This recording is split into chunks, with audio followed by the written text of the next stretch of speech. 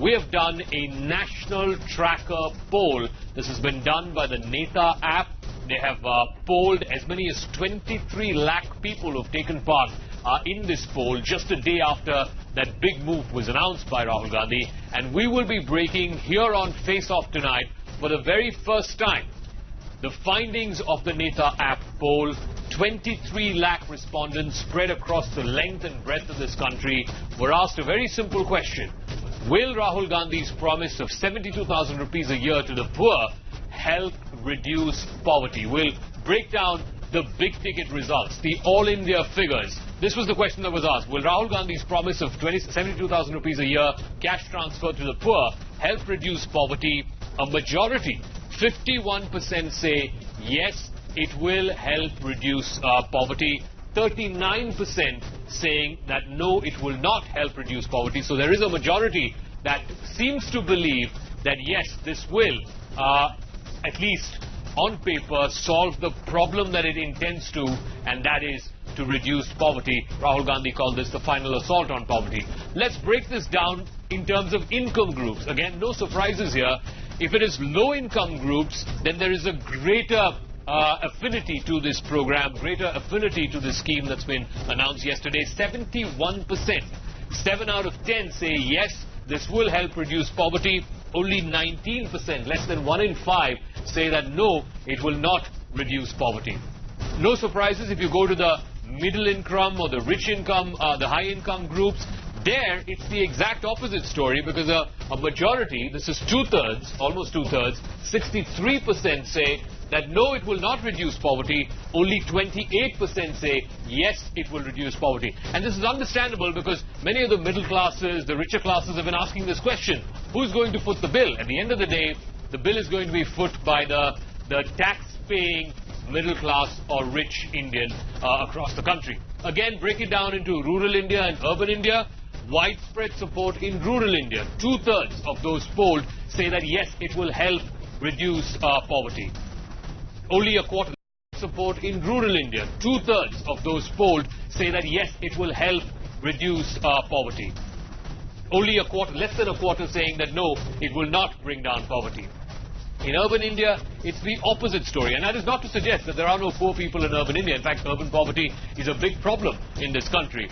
But according to the findings of the Neta poll, in urban India, at least the ones who took part in this poll, a large majority of them, two-thirds of them, seem to worry about whether this will A, reduce poverty, and more importantly, who's going to foot the bill, because many of them in urban India might end up footing the bill for this ambitious exercise.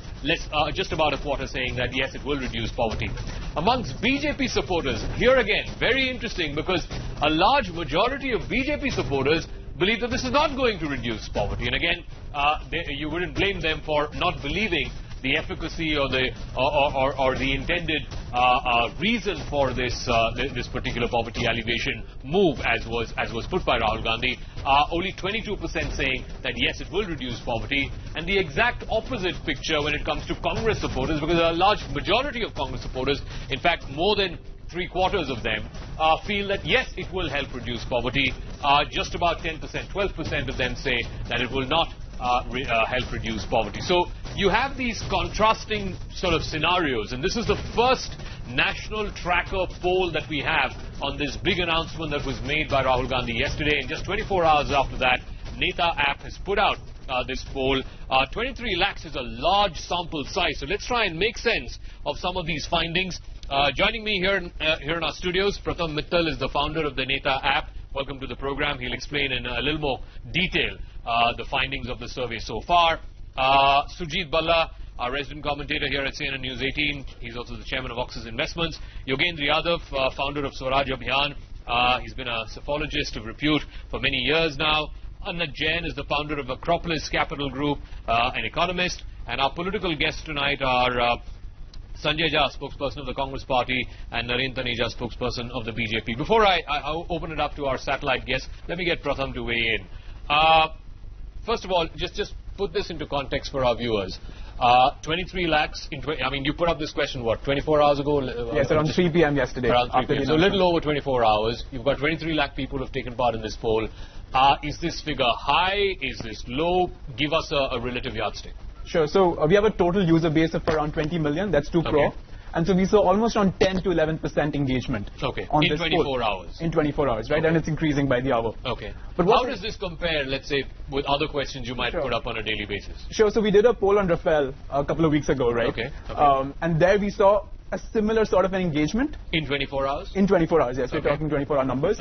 And what's interesting is that economic issues are taking as much importance as security issues. What about, let's say, the day after the Balakot strike? I don't know if you did a question after Balakot and the airstrikes. Was there similar levels of engagement, similar interest? It's definitely a little bit more than the average. Let me put it that way, right? Of course, Pulwama and Balakot, they were sort of milestone events. So there we saw engagement rising. But if you look at a survey on a normal day, you know, let's say there's I remember there was this announcement around the 6,000 rupee that BJP had announced. At that time, we did not see this much fervor. This was on the day of the budget? On the budget, yes. Exactly. Why do you think there is so much interest? And again, how do you answer I think a lot of people on the panel, as well as our viewers, will ask this. I mean, yours is an app, right? I would imagine that poorer people don't use the app. And this scheme would appeal a lot more to the poorer people, as was evident in the survey findings. How do you explain why there is so much engagement on this question? So our users don't only use the app. There are many other avenues by which they can sort of let their opinion be known. So we actually call people using automated voice response. We actually go door to door as well, as much as we can. We partner with many local organizations to do that kind of a survey. So we try to reach the poor people, and we make sure that there is sample correction. So for example, let's say we're talking about UP. You showed the UP numbers. In UP, let's say 70% people are rural and 30% people are urban. But on the app, of course, more urban people would be using it, right? So there we do some sample correction where we remove a certain section of the app user base to make sure that the data that we're using is proportionate to the real-time data out there. All right. Let me get in our guest now and